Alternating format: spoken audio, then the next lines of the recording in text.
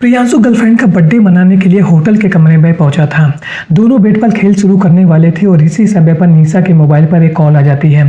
लेकिन बॉयफ्रेंड को secret gift देना इतना खतरनाक होने वाला है, ऐसा निशा ने अपने कभी जिंदगी में भी नहीं सोचा था। ऑलराइट गाइस, स्वागत है आप सबका इस चैनल की एक और नई क्राइम स्टोरी में। और आज की कहानी की शुरुआत होती है कानपुर से। कानपुर में एक जगह है गुजैनी और यहाँ का रहने वाला लड़का प्रियांशु बिजली का काम करता है। साथ ही साथ वो अपने परिवार को चलाने के लिए पार्ट टाइम में फूड डिलीवरी का भी काम करता है। उसने कुछ समय पहले एक नई बाइक खरीदी थी फूड डिलीवरी करने के लिए और इसी बीच में एक दिन उसकी मुलाकात होती है निशा नाम की लड़की से। और ये जो मुलाकात हुई थी वो फूड डिलीवरी को लेकर के हुई थी। निशा एक कॉलेज में BCA की स्टूडेंट है और अक्सर उसका आना जाना कॉलेज के लिए लगा रहता है। दोनों की फूड डिलीवरी के टाइम पे मुलाकात होती है। प्रियांशु ने निशा से पूछा कि आप किस कॉलेज में पढ़ती हैं। निशा ने अपने कॉलेज का नाम बताया। तो इसके बाद प्रियांशु ने कहा कि आप टैक्सी टेम्पो से क्यों जाएंगी, आप मेरे साथ चलिए, मैं उसी दिशा में जा रहा हूँ, मैं आपको वहाँ पर ड्रॉप कर दूंगा। और इस पहली मुलाकात के बाद ही निशा प्रियांशु की बाइक में बैठ जाती है। अब वो उसको उसके कॉलेज में ड्रॉप कर देता है। फिर इनके बीच में मिलने जुलने का सिलसिला शुरू हो जाता है। दोनों के बीच में दोस्ती हो जाती है, मोबाइल नंबर भी एक्सचेंज हो जाते हैं। दोनों अक्सर एक दूसरे से बातचीत करते रहते थे और जब भी निशा कॉलेज के लिए निकलती थी वो प्रियांशु को फ़ोन कर देती। प्रियांशु के पास में नई बाइक थी और वो अपनी बाइक लेकर के पहुंच जाता था और फिर वो निशा को उसके कॉलेज में ड्रॉप कर देता था। धीरे धीरे ये दोस्ती आगे बढ़ती है, दोनों को प्यार हो जाता है। और अब इन दोनों की दोस्ती केवल घर से कॉलेज तक ही नहीं बल्कि होटल के कमरों तक पहुंच चुकी थी। अक्सर जब भी दोनों को ज़रूरत होती थी दोनों होटल के कमरे में पहुंचते थे और वहां पर क्वालिटी टाइम बिताते थे। इनको लगभग 2 साल से ज़्यादा समय हो गया था रिलेशन में रहते हुए और इसी बीच में कुछ ऐसा होता है जिसने इन दोनों के बीच में गलतफहमी की शुरुआत कर दी थी। प्रियांशु को ऐसे लगने लगा था कि निशा उसको धोखा दे रही है। जब भी वो उसको कॉल करता था तो उसका मोबाइल घंटों घंटों के लिए इंगेज जाता रहता था। उसको ऐसा लगता था कि निशा उसको छोड़ करके किसी और से बातचीत कर रही है। और यहाँ पर निशा का व्यवहार भी बदल रहा था। वो अब बहुत अच्छी तरीके से प्रियांशु से बातचीत नहीं करती थी और प्रियांशु निशा से यही कहता था कि मेरा तुम्हारे साथ 2 साल से ज़्यादा रिश्ता है, हम दोनों के बीच में ऐसा कुछ भी छिपा नहीं है और इस वजह से यदि तुम मुझे धोखा दे रही हो तो ये सही नहीं है। तुमने यदि किसी और के साथ में रिश्ता बना लिया है तो उसको तुम तुरंत खत्म कर दो, नहीं तो ये तुम्हारे लिए अच्छा नहीं होगा। लेकिन यहाँ पर निशा उससे यही कहती थी कि ये तुम्हारी गलतफहमी है, मेरा किसी के साथ में कोई भी गलत रिश्ता नहीं है और मेरा केवल एक ही बॉयफ्रेंड है, वो हो तुम।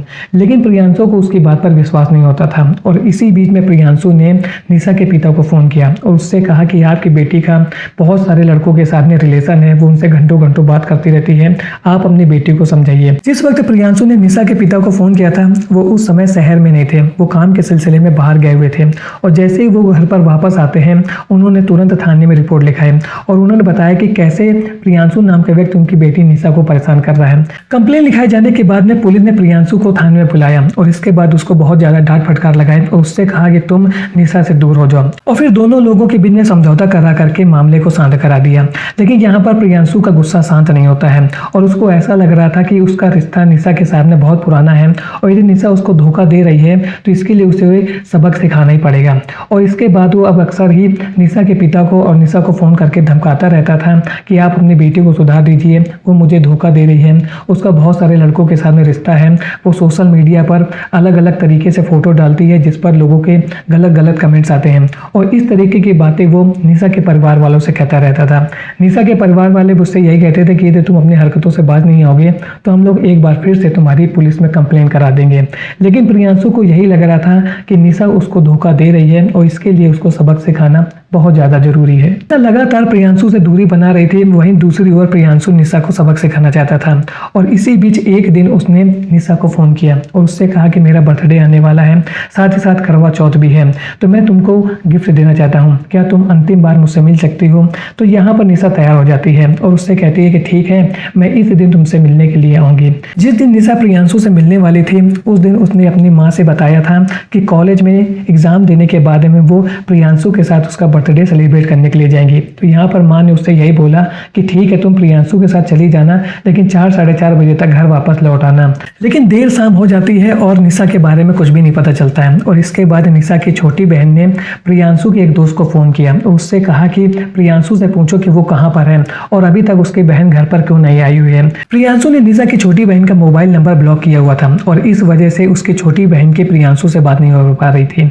जैसे प्रियांशु के दोस्त आयुष का फ़ोन उसके पास पहुंचता है, उसने एक ऐसी बात आयुष को बताई जिसको सुनकर के आयुष हैरान हो जाता है। प्रियांशु ने अपने दोस्त आयुष से कहा कि निशा की डेड बॉडी होटल के रूम नंबर 402 में पड़ी हुई है, वहां पर चले जाओ और उसके परिवार वालों को भी इन्फॉर्म कर दो। जैसे ये बात आयुष को पता चलती है वो हैरान हो जाता है और तुरंत निशा के घर पर पहुंचता है और पूरी घटना के बारे में जानकारी देता है कि इस तरीके की बात प्रियांशु ने कही है और ये होटल का नाम है।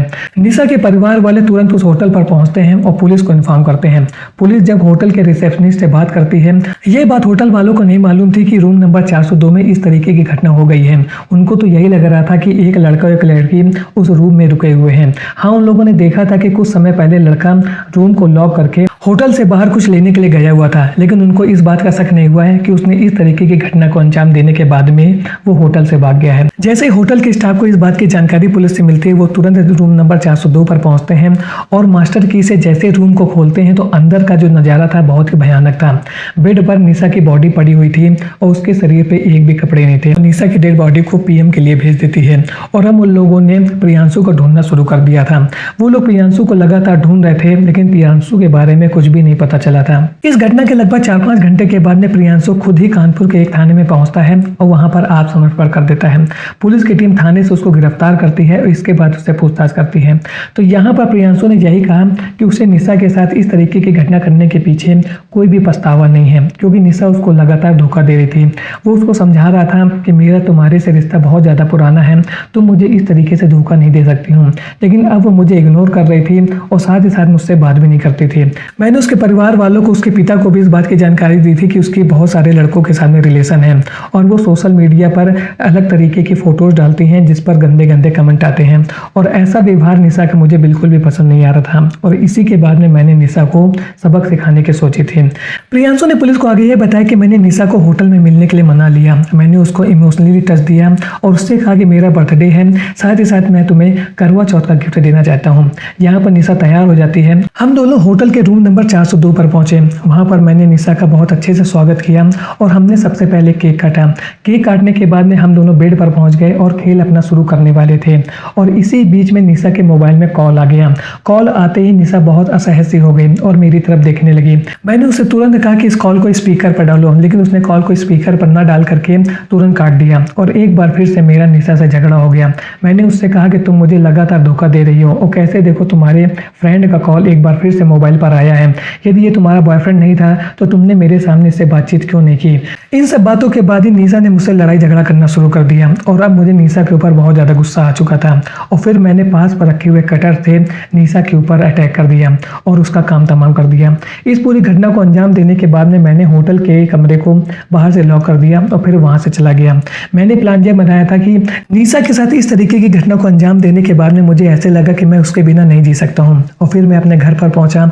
वहाँ पर मैंने ठंडा पानी पिया और अपनी बाइक को वहीं पर खड़ा कर दिया और फिर मैं अपनी ज़िंदगी को समाप्त करने के लिए रेलवे ट्रैक पर पहुँच गया, लेकिन मैं हिम्मत नहीं जुटा पाया और इसके बाद मुझे ऐसा लगा कि यदि मैं इधर उधर भागूंगा तो पुलिस मेरे परिवार वालों को परेशान करेगी और फिर मैं पहुँच गया थाने पर और वहाँ पर मैंने आत्मसमर्पण कर दिया।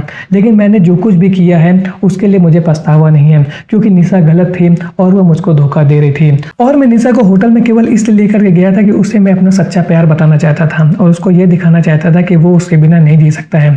लेकिन जब होटल के बेड पर मैं निशा से मिल रहा था और उसी समय उसके मोबाइल में कॉल आ गई और उसने उस कॉल को उठाने के बजाय तुरंत काट दिया तो मुझे एक बार फिर से गुस्सा आ गया और गुस्से में आ करके ही मैंने इस तरीके की घटनाओं को अंजाम दे दिया है। तो आज के वीडियो में आपने देखा कि कैसे निशा को केवल इस बात की सजा मिली कि उसके बॉयफ्रेंड उसके ऊपर विश्वास नहीं कर रहा था। उसको ऐसा लग रहा था कि उसका किसी और के साथ में रिलेशन है और यही एक शक का कारण था। यदि निशा प्रियांशु के साथ बैठ करके उसके दिमाग में चल रहे इस तरीके के शक को क्लेरिफाई कर लेती तो शायद निशा के साथ इस तरीके की घटना कभी ना होती। आज का वीडियो आपको कैसा लगा कमेंट सेक्शन में जरूर बताएं। मिलता हूँ ऐसे एक और नए इंटरेस्टिंग वीडियो में, तब तक के लिए थैंक्स फॉर वॉचिंग।